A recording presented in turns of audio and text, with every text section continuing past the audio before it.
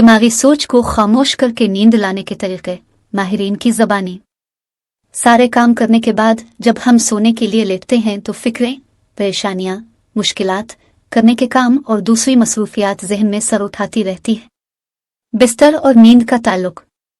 بستر کو کتاب پڑھنے، کھانے پینے یا موبائل فون دیکھنے کی جگہ نہ بنائیں۔ دماغ کو شعوری طور پر بتائیں کہ یہ صرف سونے کی جگہ ہے۔ اگر آپ ایسا نہیں کرتے تو خود پر مشروط بے خوابی، کنشنل انسومنیا طاری کر لیں گے جو دھیرے دھیرے حاوی ہوتی جائے گی۔ صرف نیند کی صورت میں ہی بستر پر جائیں، یعنی جب نظریں بوجھل ہونے لگے، نیند کا غلبہ طاری ہو تب ہی بستر کا رخ کیجیے۔ اگر سوتے وقت mobile phone scrolling, T V دیکھنا یا کوئی اور کام کرنا ہے تو اس سے دماغ جاگنے لگتا ہے اور نیند کی جانب راغب نہیں ہوتا۔